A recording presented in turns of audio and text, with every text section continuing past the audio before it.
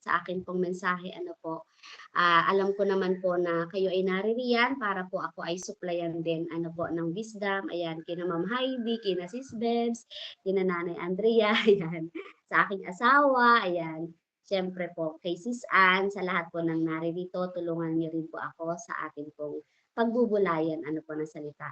Tayo po ay dumako sa bilang 20 verse 1 to 13. Ayan. Meron po ba kayong Biblia dyan? Bilang 20 verse 1 to 13.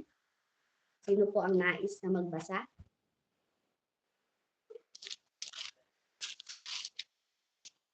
Sabi po dito, bilang 20 verse 1 to 13.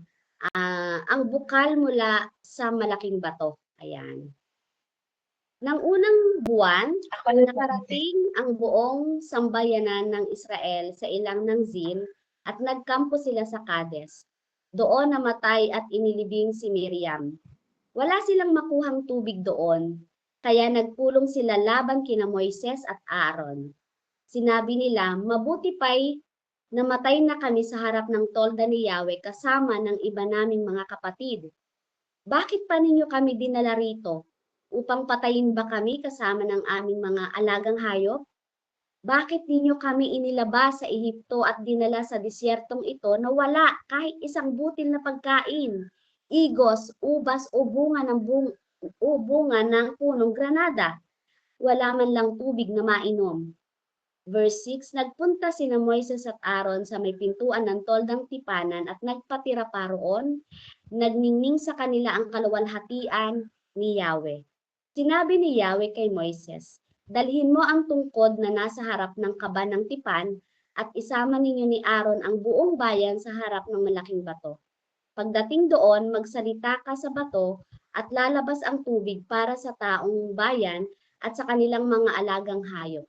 Kinuha nga ni Moises ang tungkod mula sa kaban ng tipan. Ayan, sige po. Open po muna ako para medyo yan. Tinipon ni na Moises at Aaron sa harap ng malaking bato ang buong bayan. Sinabi niya, makinig kayo, mga mapanghimagsik. Gusto ba ninyong magpabukal pa kami ng tubig mula sa batong ito? Pagkasabi noon, 2 ulit na pinalo ni Moises ang bato sa pamamagitan ng tungkod. Biglang bumukal ang masaganang tubig at nakainom ang mga tao pati ang kanilang mga alagang hayop. Ngunit pinagsabihan ni Yahweh sina Moises at Aaron, sabi niya, dahil kulang ang inyong pananalig sa akin na maipapakita ko sa mga Israelita na ako'y banal, hindi kayo ang magdadala sa bayang ito sa lupaing ibibigay ko sa kanila. Nangyari ito sa bukal ng Meriba kung saan nagreklamo ang Israel laban kay Yahweh at ipinakita niya na siya ay banal. Ayan. Alam niyo po, wala po akong hindi ko po masyadong na kasi nga, ito po ay talagang pagpapala ng Panginoon. Ilang minutes po, ayan, tamang-tama po, nag-chat po ang ating sis, po. Ayan. Kaya po naman, ngayon, kumbaga parang mas na-appreciate ko po yung kaligtasan ng Panginoon. Ganyan po yung mga lingkod ng Panginoon. Ganyan po yung mga anak ng Diyos na totoong nakatanggap ng kaligtasan. The moment na kailanganin ka ng Panginoon to speak His word, di ba? Walang pag-aalinlangan sa iyo. Kasi the moment na ikaw rin ay tatanggi, parang nagkakaroon ka ng pride, hayaan na lang po natin na Panginoon ang maitaas po ngayon. So, the Rock of Salvation po ang akin pong title dito.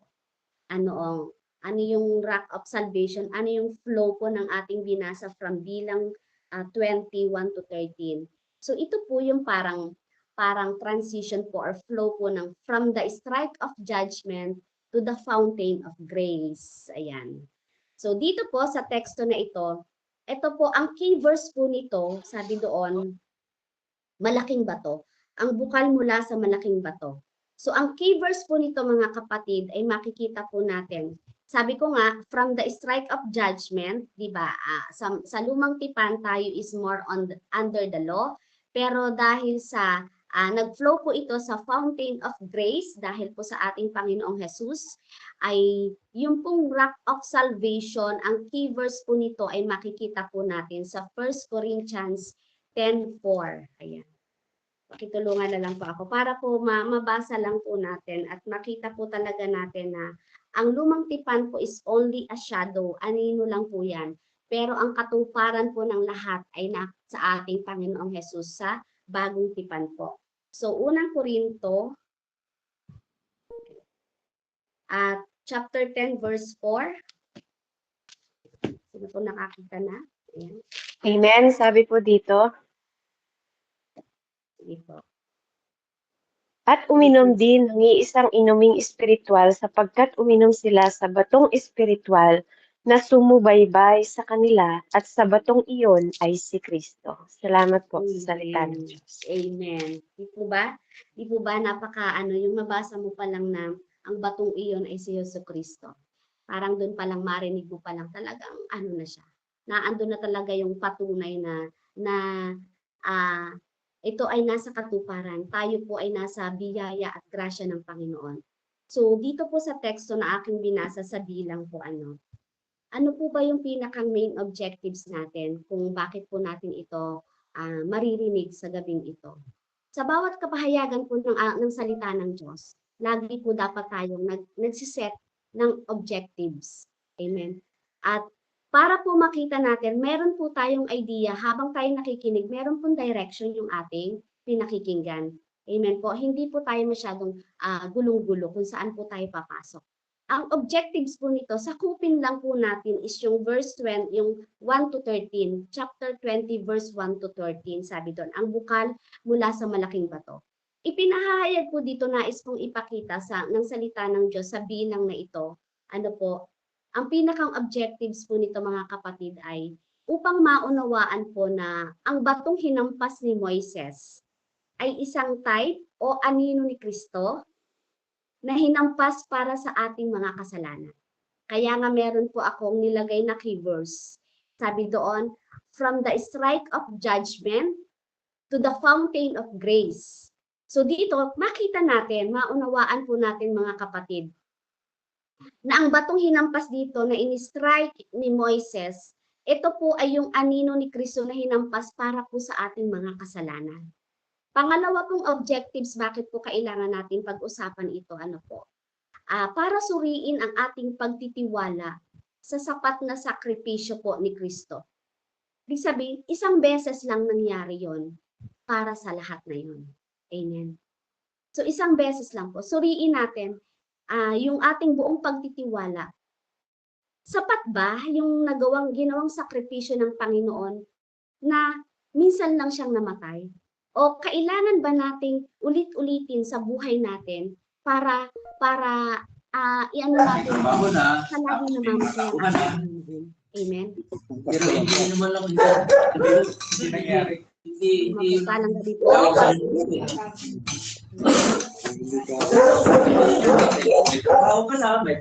Pamute po muna mga kapatid. Pamute. Sorry.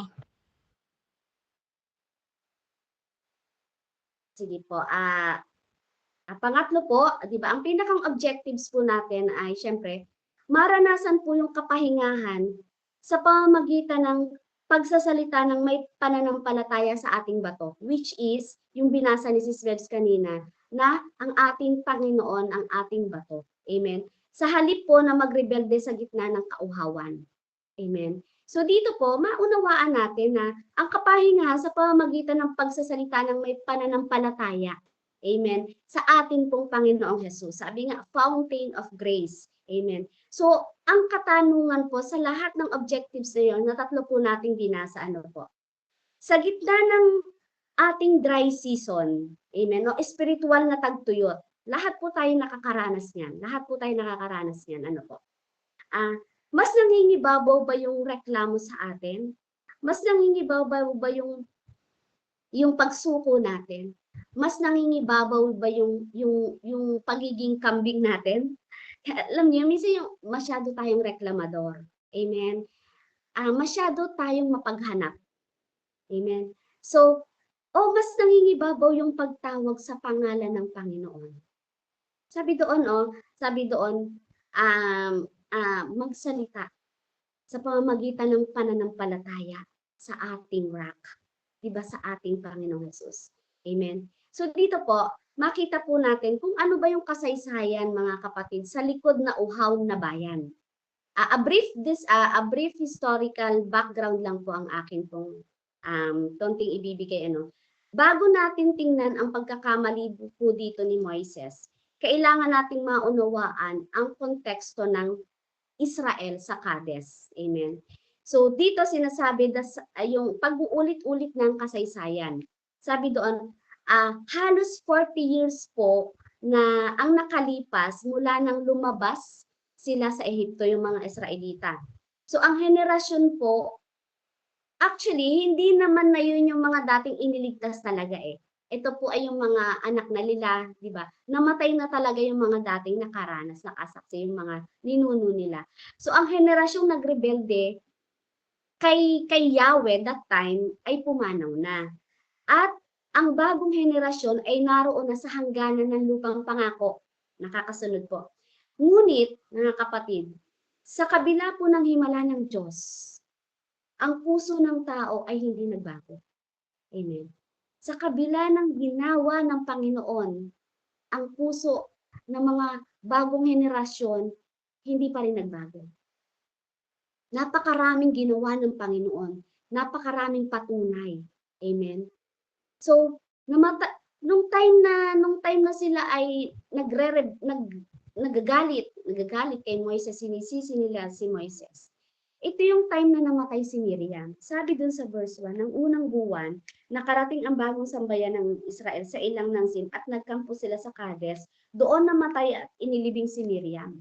So bago natin husgahan, di ba, si Moises sa kanyang pagkakamali, may time sa moment niya na bago mangyari yung trahedya, na dumating sa point na mawala yung pasensya niya, amen, at hampasin ng dalawang beses na pinalo yung bato. Andun siya muna niyang naramdaman yung, alam niyo yung yung nag-aano pa siya, ang tawag doon, Murmuring po. Nagluluksa. Hindi yung nagluluksa kay Miriam. So sa gitna po ng pagluluksa niya kay Miriam na kanyang kapatid, hinarap ni Moises ang isang bayang walang tubig at puno ng reklamo. Dito makikita natin kung gaano kabigat ang katatayuan ng isang leader. Amen?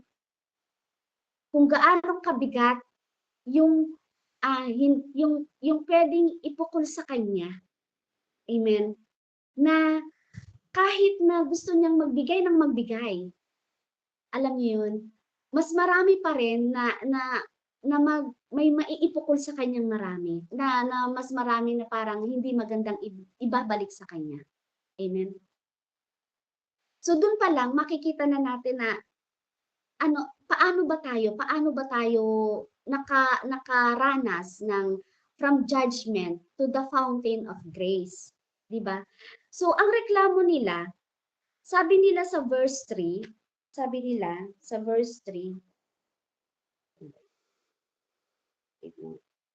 ayan, sinabi nila, mabuti pa'y namatay na kami sa harap ng tolda ni Yahweh kasama ng iba naming mga kapatid. Yun ang reklamo nila. Ang reklamo nila, sana'y namatay na rin kami. Ito ay hindi lang reklamo sa uhaw. Amen. Kung uhaw lang ang pinag-uusapan dito, hindi lamang ito reklamo sa uhaw. Ito ay pag-aalinlangan sa kabutihan ng Diyos. Amen. So, yung unang bato po ay makita natin yung unang bato versus sa pangalawang bato.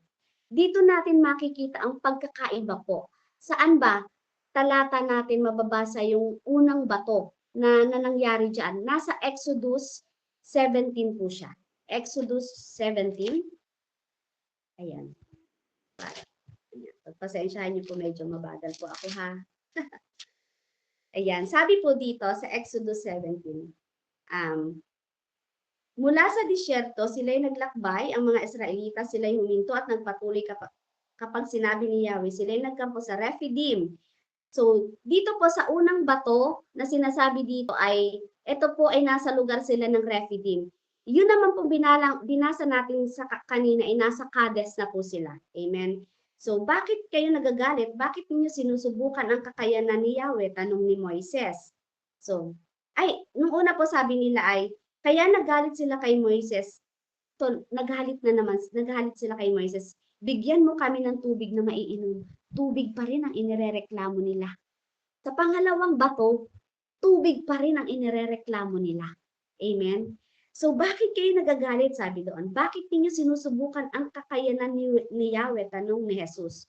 Ngunit talagang uhaw na ang mga Israelita, kaya sinumbatan nila si Moises. Inilabas mo ba kami sa Ehipto para patayin sa uhaw pati mga anak namin at mga alagang hayop? Tingnan niyo yung similarity. Ganyan tayo minsan. Nakaranas tayo ng kabutihan ng Panginoon, pero pag dumating sa dry season, isusumbat, ibabalik at ibabalik yung dati nating reklamo sa ating Panginoon. Diba? Ganon din uhaw pa rin sila at parang sinabi rin nila sana daw ay mamatay na rin sila. Kaya humingi ng tulong si Moises kay Yahweh. Ano ang gagawin ko sa mga taong ito? Gusto na nila akong batuhin. Sumagot si Yahweh, magsama ka ng ilang pinuno ng Israel at mauna kayo sa mga Israelita. Dalhin mo ang iyong tungkod na inihampas mo sa ilog Nilo at lumakad na kayo. Hihintayin ko kayo sa ibabaw ng malaking bato sa Sinai. Ito po ang sinabi niya. Hampasin mo ito at bubukal ang tubig na maiinom ng mga tao. Iyon nga ang ginawa ni Moises. At ito'y nasaksihan ng mga kasama niyang pinuno ng Israel. Kung mapapansin po natin, ano po, dito, sumunod pa si Moises eh. Talagang nandun yung kanyang pagsunod at tama po ang kanyang pagsunod na ginawa. Hinampas nga po niya ng isang beses, ano po, ang bato. Sabi, hampasin mo ito at bubukal ang tubig na maiinom. Iyon nga ang ginawa ni Moises. So, dito po makikita din natin na sa Exodus 17, ang utos po ng Diyos ay hampasin mo ang bato. Amen? Pero, paglalakbay po nila, same problem, same na reklamo, ano po, same na pinagmulan kung ano yun, pagkauhaw, yan. Nagrereklamo sila, gusto nila mamatay na lang daw sila, ganyan. Pagdating po sa Numbers 20, ano na yung naging utos ng Panginoon? Kung dito sa Exodus 17, ang utos ng Panginoon, hampasin mo ang bato. Pagdating po natin sa bilang 20, makikita natin ang utos ng Diyos. Ang sabi ng Diyos, di ba? Ano po, sino po mga kasagot? Sabi doon, magsalita ka sa bato. Amen. Sabi doon, di ba? Sabi doon, ang sabi ni Yahweh, dalhin mo ang tungkod na nasa harap ng kaban. Ganon din ang ginawa, di ba? Ganon din ang iniutos si Yahweh. At isama ninyo ni Aaron ang buong bayan sa harap ng malaking bato. Pagdating doon, magsalita ka sa bato at lalabas ang tubig para sa taong bayan. Napakahalaga mga kapatid kung ano ang ipinag-uutos ng Panginoon. Ang utos ni Yahweh kay Moises dun sa Exodus 17, hampasin mo ang bato. Nung pangalawa, nung dumating na sila sa Numbers 20 na, sabi doon, magsalita ka sa bato at lalabas daw yung tubig. Ano po? So dito po, ang disyerto po ng Zin dito na binabanggit ay isang tuyot na lugar. Ibig sabihin po sa Biblia, ang disyerto po ay simbolo ng pagsubok at paglilinis. Amen? Yung bang parang, di ba, ano bang pakiramdam mo kapag ikaw ay nasa disyerto? Tayo nga wala pa tayo sa disyerto, maranasan pa lang natin ang summer di ba? Lalo na pag nag-brown out, di ba? Pag nawala ng power, ano lumalabas, di ba, sa ating bibig? Kasi di ba, iba yung pakiramdam na discomfort, yung talagang init, yung disyerto. Pero sabi sa Biblia, ang disyerto po ay simbolo ng pagsubok at paglilinis. So ang kakulangan po ng tubig na sinasabi po dito mga kapatid, ay disenyo po pala yun ng Diyos. Upang ipakita na siya lamang ang tanging pinagmumulan ng buhay. Amen. So maging aware din po tayo, maging sensitive po tayo sa mga bagay o mga season na pinagdadaanan po natin. Kapag po tayo dumaan sa disyerto, ibig sabihin po yan, Yan po ay pagsubok at paglilinis po ng Panginoon sa atin. Amen? At maipakita po sa atin na siya lamang ang tanging pinagmumulan ng buhay. Ano ang nais natin ditong maunawaan? Sabi doon sa verse 7 to 11, ipinapakita doon na ang bato na si Kristo na hinampas, ibig sabihin doon sa binasa kanina sa 1 Corinthians chapter 10 verse 4, malinaw po doon na sinabi ni Apostol Pablo na ang batong iyon ay si Kristo. So kung i-connect po natin, amen, sa kay Kristo, noong unang hampasin ni Moises ang bato sa Exodus 17 sa Rephidim, ito po ay simbolo ng paghatol. Kaya nga po ang ating pong title ay The Rock of Salvation, the Judgment of, ano nga ba yan sabi doon?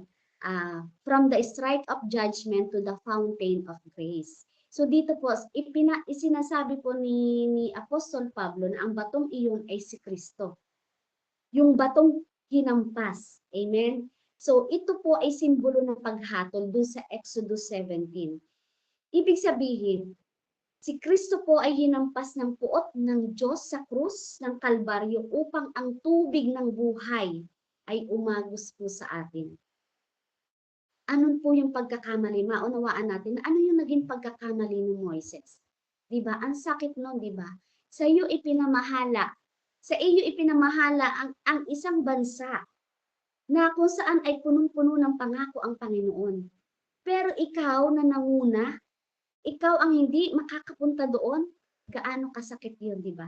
Maunawaan natin, ano ba yung kamalian ni Moises? Baka mga kapatid, nalalakaran na rin natin yung error na yon, hindi lang natin napapansin. Kaya sabi ko kanina, mahalaga po na maunawaan natin at marinig natin ang tunay na pinagagawa sa atin ng Panginoon. Kung pinagagawa sa atin ng Panginoon, maghayag ka, maghayag ka. Amen? Kasama ang puso. Amen? Hindi, yun, sige. Yan. Ano nga ba yung error po ni Moises? Sabi doon, bakit nagalit ang Diyos kay Moises? Nang hampasin niya ang bato ng 2 beses sa bilang 20. So, dahil sinira po ni Moises ang type o simbolo. Si Kristo ay kailangang mamatay, di ba sabi doon, ng isang beses lamang. Isang beses lamang. Kaya nga doon sa bilang 20, ano na yung utos ng Panginoon? Magsalita ka. Di ba? Hindi na niya sinabi na hampasin mo uli. Yung pagkakahampas po sa Exodus, sabi ko nga, ang lumang tipan, anino po yan, shadow po yan, ang katuparan po ay nasa kay Jesus po sa New Testament po natin. Yung pagkakahampas po sa Exodus, hindi na po yan pinaulit ni Yahweh. Hindi na po yan ang ipinagawa uli kay Moises eh. Di ba? Ibig sabihin, isang beses lang kung kailangang mamatay ng ating Panginoon. Di ba? Isang beses lang siyang kailangang mahampas. Di ba? Sabi sa Hebreo chapter 9 verse 28. Sige po, pakibasa. Hebreo chapter 9 verse 28.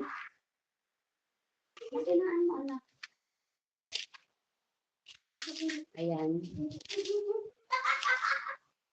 Hebreo chapter 9 verse 28. Ang sabi po dito, mga kapatid, gayon din naman, si Kristo'y minsan lamang inihandog upang pawiin ang mga kasalanan ng mga tao.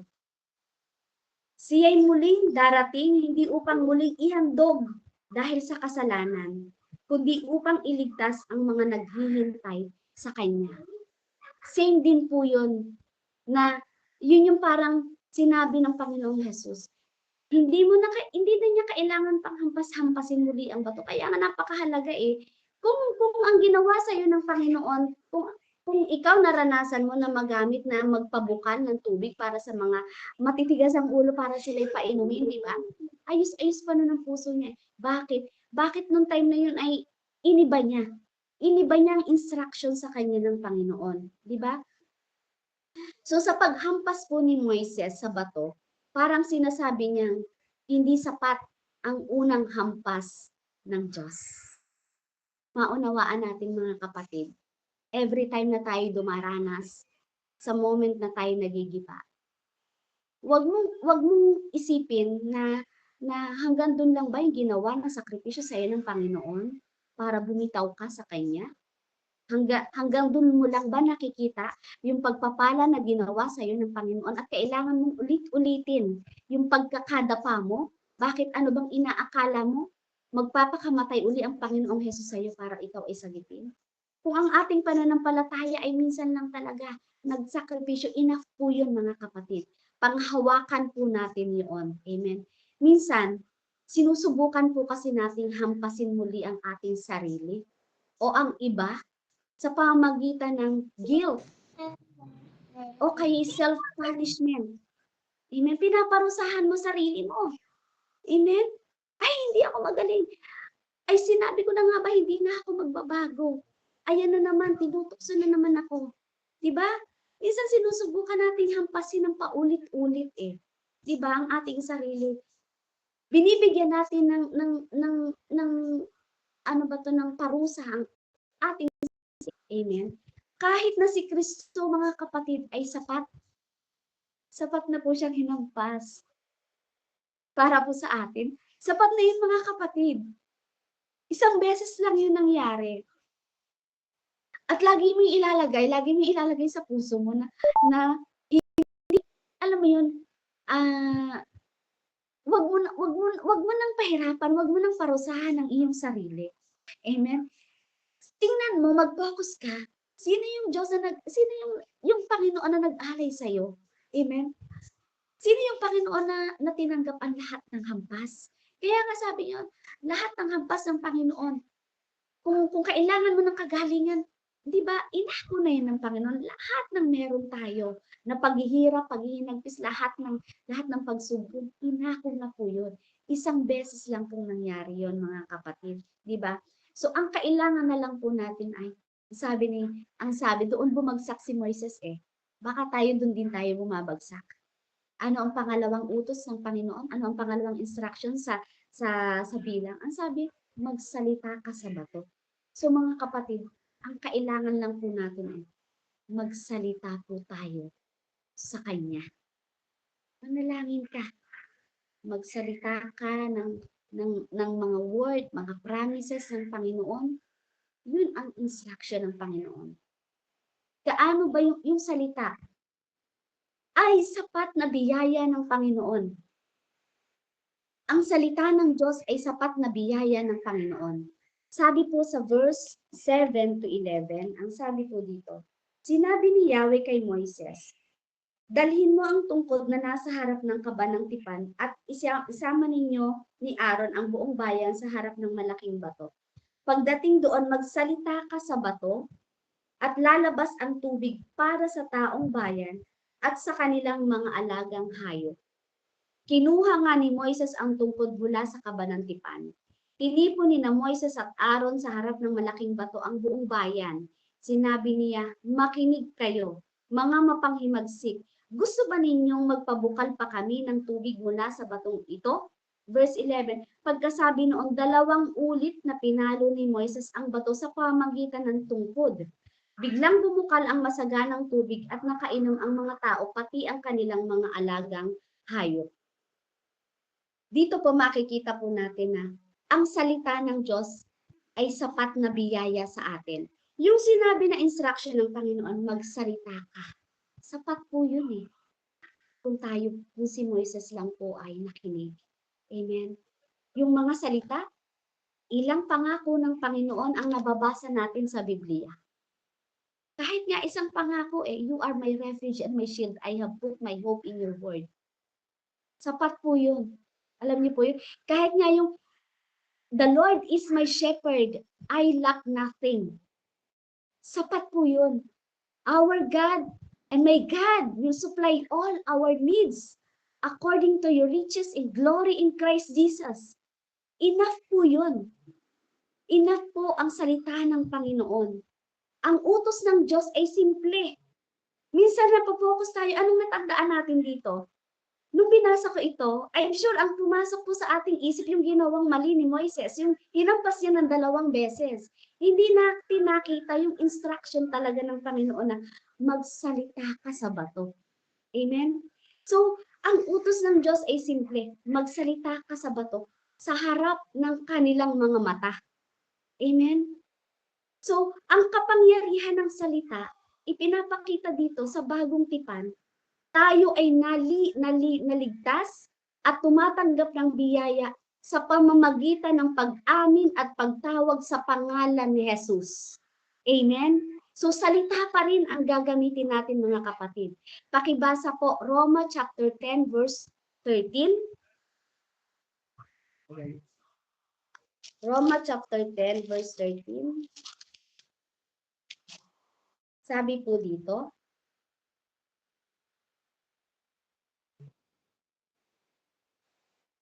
medyo dulig po talaga ang inyong mensahe. Dahil sinasabi sa kasulatan, maliligtas ang lahat ng tumatawag sa pangalan ng Panginoon. Yan po yung sinasabi ng Panginoon dito sa bilang 20. Magsalita ka. Amen? Magsalita ka. Ano yung pinagdadaanan mo? Amen? Magsalita ka. Huwag mong hampasin ng paulit-ulit ang Panginoong Jesus. Huwag mong parusahan ng paulit-ulit ang iyong sarili. Magsalita ka. Yun ang instruction po ng ating Panginoon. Ayan, balik lang po. Balik lang po ako dito sa bilang. So yun yung kapangyarihan ng salita, di ba? Sabi doon, sa bagong tipan tayo ay nailigtas at tumanggap ng biyaya sa pamamagitan ng pag-amin at pagtawag sa pangalan ni Jesus. Yun po yung binasa ko sa Roma chapter 10 verse 13. Wait lang, hindi ko po maibalik. Pagpasensyahan niyo po ako. Wait lang po. Talagang ako'y nahira. Ayan, wait lang. At dito po, sabi doon, ano ba yung sinasabi dito na baka kasi more on actions lang tayo. Amen? Yung pagkakaiba po, kanina sinabi ko yung pagkakaiba ng yung unang bato sa pangalawang bato. Ano po? Ngayon naman po ay yung pagkakaiba po ng biyaya versus gawa. Amen? Sabi po doon, ang paghampas po ay simbolo ng pagsisikap ng tao. Do you agree po ba? Ang paghampas po ay simbolo ng pagsisikap ng tao. Ito yung ating mga ginagawa. Akala mo sa dami ng iyong ginagawa, minsan magpapa-VIP ka, alam mo yun. Hello po, ganyan. 'Di ba? Balik lang po tayo sa Diyos na nagbigay sa iyo ng kaligtasan. Magpasalamat tayo sa grasya na tinanggap natin, nagagamit ka. Kaya lahat ng gagawin mo, lahat ng dami ng gawa mo, hindi masama yan. Pero it's all for the glory of God. Lagi po nating tatandaan yan. Lahat ng ating gagawin, tuon mo lahat. Ibato mo lahat sa pagpupuri, pagpaparangal sa Panginoon. Amen? Yun yung biyaya na tinanggap natin sa Panginoon. Habang ang pagsasalita naman, di ba? Ito yung simbolo ng pananampalataya mo. It is our faith. Amen?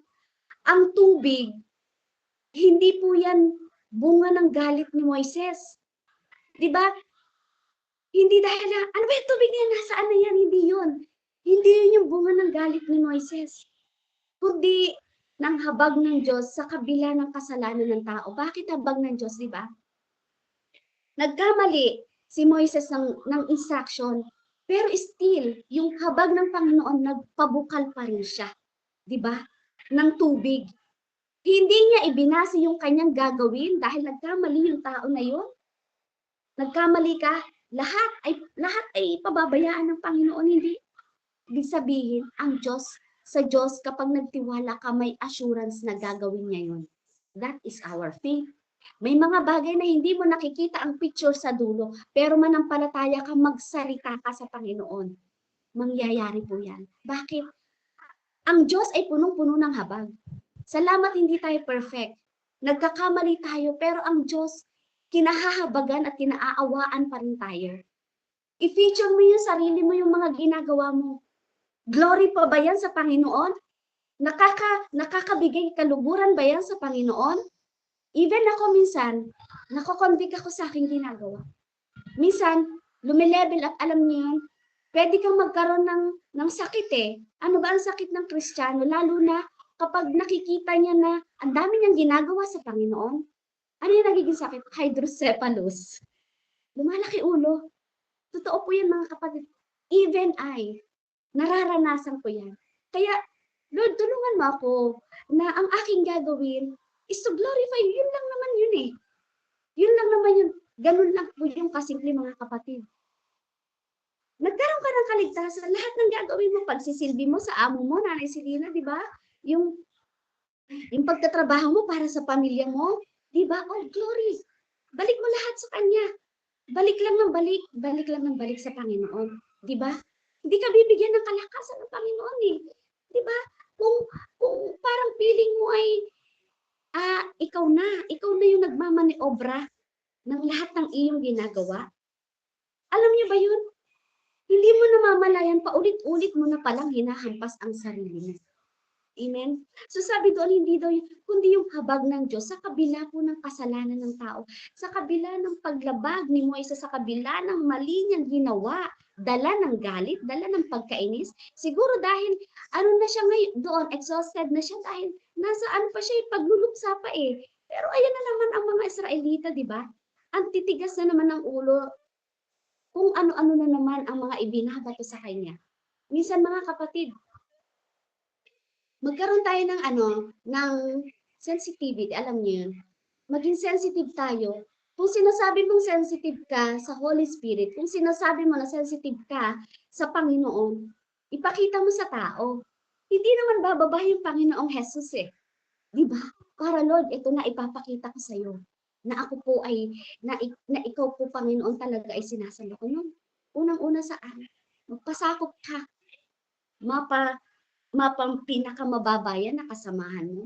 Pinakamataas yan. Lalo tigit, kung ikaw ay nabigyan ng chance, di ba? Pasakop ka. Oh, glory to God. Taas mo sa Kanya. Di ba? Taas lang ng taas ang papuri at parangal sa ating Panginoon. Amen? Sabi doon, ano ba yung limitasyon na ginawa ng law? Di ba? Yung limitasyon po na ginawa ng kautusan dito, yung holiness of God. Bakit? Ano ang sabi sa verse 12? Ngunit pinagsabihan ni Yahweh sina Moises at Aaron, sabi niya, dahil kulang ang inyong pananalig sa akin na maipapakita ko sa mga Israelita na ako'y banal, hindi kayo ang magdadala sa bayang ito sa lupaing ibibigay ko sa kanila. Yung holiness ng ating Panginoon. Baka akala mo, dala-dala mo pa ang kabanalan mo. Amen? Hindi mo kayang pabanalin ang sarili mo. Pasensya na po. Ganon din ako. Hindi ko kayang pabanalin ang sarili ko. Sabi nga, isuot mo, kapag isinusuot natin ang armor of God, ano yun? Breastplate of, belt of truth, breastplate of righteousness, sandals of peace, helmet of salvation, shield of faith, sword of the Spirit. Meron yung kasunod, mga kapatid. Robe of humility. Isuot mo sa aking Panginoon, sa aking unahan, ang cloth of righteousness, holiness, and godliness. Baka akala mo tumatayo ka, suot-suot mo pa ang kabanalan ng Panginoon dahil lingkod ka. Akala mo, dala-dala mo, hindi. Lagi kang sumuko sa Panginoon. I-surrender mo dahil every moment pwedeng mawala. Pwedeng, alam mo sabi nga ang kaaway nandyan. Naghahanap lagi at tayo po ang number 1 target ng kaaway. Kaya lagi nating ipakita na ang Diyos na dala-dala natin ay holy. Amen? Ipakita, kaya nga napakahalaga sa ating pananalangin. Bago ka magdala, i-confess mo muna yung sarili mo. Ano ba yun? Ligligin mo yung sarili mo, puso mo. Baka sa araw na yun, meron kang nakumit na nakakapagpalungkot sa Panginoon. Kasi dala-dala natin yung holiness eh. Sinabi ng Panginoon, sabi doon, sapagkat hindi kayo naniwala sa akin upang ipakita ang aking kabanalan, mga kapatid ko sa pananampalataya, sabi doon, ang Diyos ay banal. Kaya tayong lahat ay tinatawagan niya na maging banal din po. Amen? Hindi po dahil sa ating suot-suot na titulo. Hindi po dahil sa ating galing. Dahil po yun sa biyaya ng Panginoon. Amen. Palagi mong ipakita ang kabanalan ng Panginoon. Amen. Kahit na ayaw mong gawin yung isang sitwasyon na yun, pero tinawag ka ng Diyos. Pagkakataon mo yun, sabi niya, kung ikaw ay tinawag ng Diyos, yung commitment mo wala sa tao. Amen? Nasa Panginoon. Hindi mo alam ang buhay kung hanggang kailan. Kung ang kautusan sa lumang tipan ay may limitasyon, ganun din po ang paggamit sa atin ng Panginoon. Maging porsigido ka na gamitin ng Panginoon. Oh, glory to God. Amen? Huwag tayong magmalaki dahil wala po tayong maipagmamalaki. Ma-memorize ko man ang lahat ng nilalaman ng Biblia. Amen? Kung wala po ang Panginoon, baliwala po yan. Amen? Hindi ko po maiipakita sa mga tao kung paano ako naligtas, kung paano ako na-receive yung biyaya ng Panginoon. Hindi ko maiipakita kung hindi ko lalabanan yung flesh ko na, Lord, salamat, opportunity ito. Salamat, Lord, ako po ay nabigyan bilang opening prayer. Salamat, Lord, nabigyan po ako bilang nag-worship. All glory to you, Panginoon. Amen? So sabi doon, ano ba yung hangganan ni Moises, di ba? Ang kautusan po ay hindi ganap. Sabi doon, si Moises ang tagapagbigay ng kautusan. Siya yung lawgiver, di ba? Sa loob ng 40 taon, mga kapatid, siya ang naging ng Diyos sa gitna ng Israel.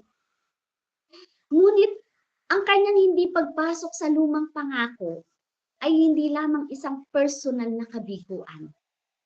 Ito po ay isang theological message. Anong ibig sabihin noon? Ang kautusan po ay marupok sa harap ng kasalanan. Ipinapakita po nito na kahit ang pinakamabuting tao, gaya ni Moises, hindi kayang sundin ang kautusan ng perpekto. Amen? Hindi natin kaya, kapatid. Mahihirapan ka. Hindi natin kaya.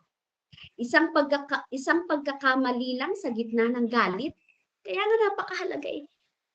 Kung magpapasuot ka ng kabanalan ng Panginoon. 'Di ba? Ang hirap nito, isang pagkakamali lang dahil sa gitna ng galit, nagluluksa siya, pagod na pagod siya, 'di ba? At ang pintuan ng lumang pangako ay naisarado dahil sa isang pagkakamali lang. Imagine niyo po 'yun. So, hindi kayang magligtas ng kautusan, mga kapatid. Ayon sa Roma chapter 8 verse 3. Sige po, Roma chapter 8 verse 3. Tuloy si Punto. Amen. Roma 8 Sandali lang verse po. 3. Basahin ko nga, ate. Sige po. Medyo din ako eh. Roma 8. Mahirap pala yung mahabang kuko. Roma 8, chapter 3, sabi po, ginawa ng Diyos ang hindi kayang gawin ng kautusan dahil sa kahinaan ng tao. Isunugo niya ang kanyang sariling anak sa anyo ng taong makasalanan upang pawiin ang kasalanan. Sa gayon, hinatulan na niya ang kasalanang umalipin sa tao. Salamat po sa salita. Amen, di ba? So, ibig sabihin, ang kautusan ay walang kapangyarihang magligtas dahil sa kahinaan ng laman. Ang papel po ni Moises ay dalhin po ang bayan sa disyerto upang ipakita, mga kapatid, ang kanilang pangangailangan sa Diyos. Di ba? Ngunit, wala sa kanyang kapangyarihan ang magbigay ng tunay na rest. Yung tunay na kapayapaan o kapangyarihan. Bakit? Sabi po sa Hebreo chapter 4 verse 8. Hebreo chapter 4 verse 8. 8 to 9. Ayan, 8 to 9.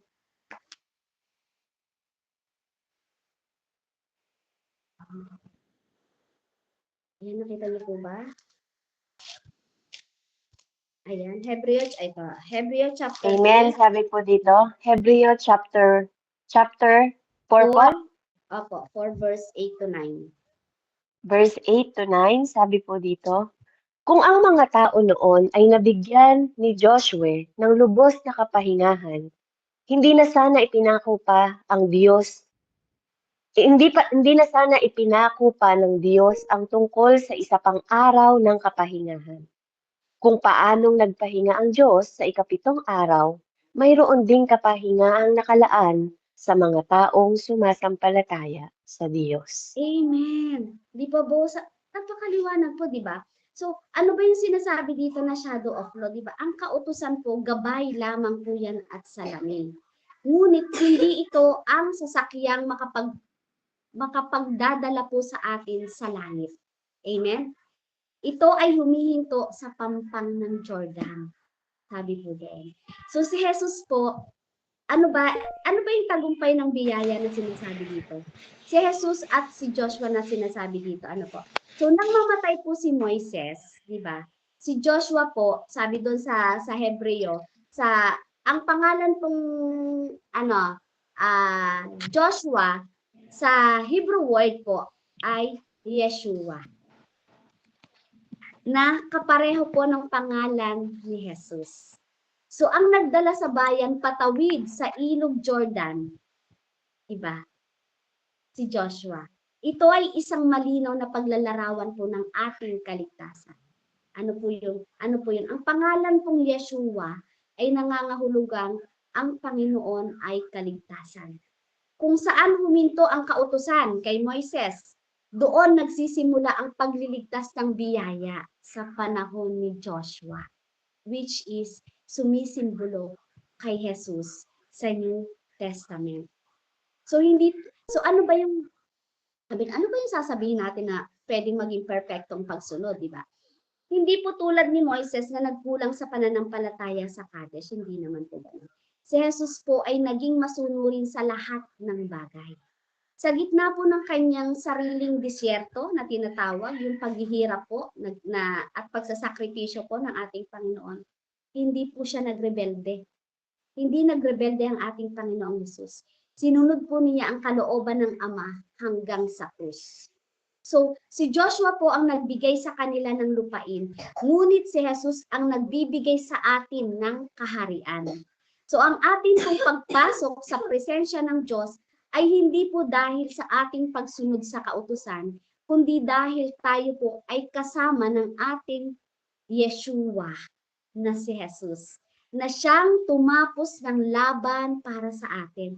Tapos na po ang laban, mga kapatid. Huwag na po tayong magpaulit-ulit pa ng paghampas po sa atin pong mga sarili.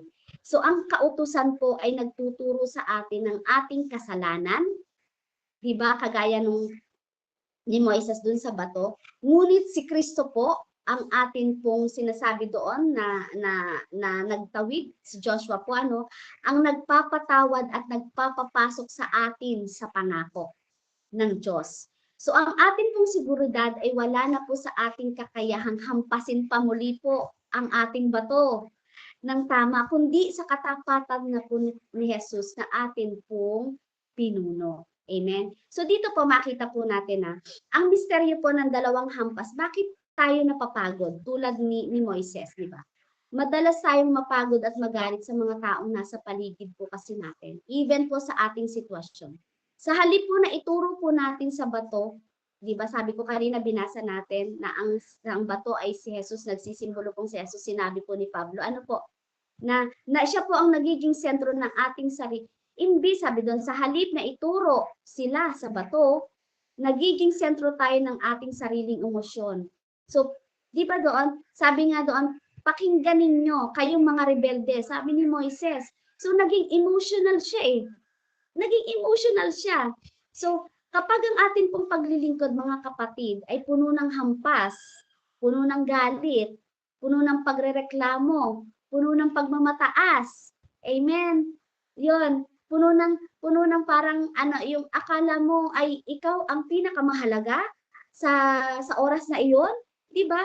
Kung yun ang iyong paglilingkod ay puno ng hampas na ganon, mga kapatid, nakakalimutan nating ipakita ang kabanalan at biyaya ng Diyos. Amen. Nakakalimutan po nating ipakita. Sabi ko nga, hindi tayo perfecto. Kahit ako, dumaranas talaga rin ako sa moment na parang napapagod din ako. Kaya na, darating yung time, bakit wala bang iba? Ganyan. Kaya minsan nagiging paniki tayo. Ba't ako? Ba't ako? Di ba? Kung yung iyong paglilingkod, puno-puno ng paghampas na ganyan. Di ba? Nakakalimutan natin, mga kapatid, ang kabanalan at biyaya ng Diyos. Ito lang po, napakasimple lang. Sabi ko nga kanina, balik mo lang. Ibalik mo lahat ng ginagawa mo sa Panginoon. Amen. Dahil ang ginawa ng Panginoon sa iyo ay sapat. Amen. Magsalita ka lang, sabi doon. So sabi doon, kapansin-pansin po mga kapatid na kahit po nagkasala si Moises, lumabas pa rin yung tubig. Bakit? Dahil patunay mga kapatid na ang biyaya po ng Diyos ay hindi nakadepende sa perfect performance ng leader. Hindi po yun nakadepende dahil sa galing niya. Hindi nakadepende kung paano niya 100% pinag-aralan ang mensahe niya. Ang biyaya ng Panginoon po ay nakadepende sa pangako ng Diyos. Si Jesus ay patuloy na nagbibigay ng tubig sa iyo at sa akin, sa ating lahat. Kahit po tayo ay nagkukulang, salamat sa Panginoon. Salamat sa Panginoon. Dahil tapat siya sa kanyang tipan. Kahit po tayo ay hindi tapat.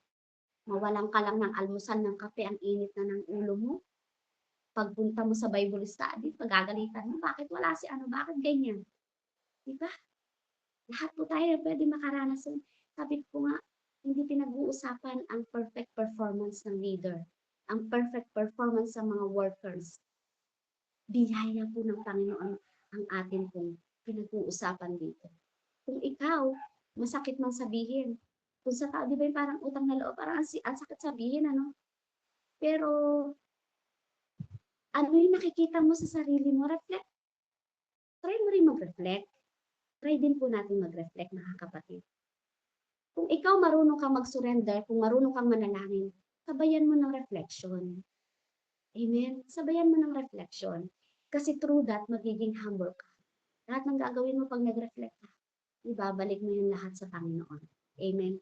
Sabi doon, si Jesus ang bukal na hindi natutuyo. So ang tubig mula sa bato sa disyerto ay pansamantala lamang. Nauhaw silang muli di ba doon sa Exodus, nauhaw uli sila so pansamantala lamang. Ngunit ang tubig na ibinibigay ni Jesus, so i-claim mo ang tubig na binibigay ni Jesus. Sabi doon sa John 4:14. Amen. John 4:14. Patapos na po ako mga kapatid. Pasensya na po kayo. John 4:14. Ayan. Sabi po dito, ngunit ang sino mang uminom ng tubig na ibibigay ko sa kanya ay hindi na muling mauuhaw kailanman. Ang tubig na ibibigay ko ay magiging bati sa loob niya at patuloy na bubukal at magbibigay sa kanya ng buhay na walang hanggan. So, dito po si Jesus po ang nagbibigay ng tubig na kung saan ay hindi mo na mararanasan muli ang pagkauhaw. Nagiging isang bukal sa loob natin na bumubukal hanggang sa buhay na walang hanggan. Bakit ka naglilingkod? Bakit mo ginagawa ito? Diba? Ano ba yung purpose mo? Saan ba ang patungo nito? Buhay na walang hanggan. Bakit? Ang Diyos na tinanggap mo ay nagbibigay ng tubig sa kaloob-looban mo patungo sa buhay na walang hanggan. Amen po. Nawa po mga kapatid medyo may natutunan po kayo, medyo maguluman. Kayo na po ang mag-emphasize po. Kayo yan, sino Pastor Eric, pasensya na po kayo. Kayo na po ang So, conclusion ko po, sabi po sa bilang 20, ang bilang 20, 1-13, isang paalaala po mga kapatid sa ating paglalakbay sa disyerto ng buhay. Laging meron yan. Laging may dadaanan yan. Hindi ka laging sagana. Darating ka talaga sa disyerto. Amen. Hindi natin kailangang hampasin ang ating sarili o muling i-crucify si Kristo sa pamamagitan ng kawalan ng pananampalataya. Amen. Ang bato ay hinampas na, mga kapatid. Ang bukal ay bukas na. Bukas na. Ang kailangan mo na lang ay gawin, ano yung instructions ng Panginoon? Magsalita at lumapit sa Kanya. There is power in the name of Jesus. I would like to encourage everyone matutunan mong magsalita kasi nakabukas na yan. Lahat. Amen. Bukas na po yan. Amen. Seek mo lang lagi ang presence ng Panginoon. Amen po. Glory to God. Salamat po, Panginoon Lord. Sa iyo po, Panginoon, ibinabalik, Panginoon Lord God, ang pinakamataas, Lord. Hindi kami perfecto. Napakarami namin pagkukulang, napakarami naming yabang, bit-bit na kayabangan, Panginoon Lord. Pero salamat, Lord, dahil ikaw, Panginoon, ang Diyos na mabiyaya, Lord. Patuloy na binigyan mo kami, Panginoon, ng tubig, Lord God, na patungo sa buhay na walang hanggan. Patuloy mo po kami, Panginoon, Lord God, na pagpalain, abutin, sa panahon, Lord God, na nasa season kami ng disyerto, Lord God. Ikaw ang Diyos na mabiyaya at punong-puno ng pagpapala at tubig na kailanman ay hindi kami mauuhaw. Salamat po, Panginoon Lord. Glory to you, Panginoon Lord. All glory belongs to you. In Jesus' name, amen and amen. Salamat po mga kapatid at salamat po. Pasensya na po ang haba po.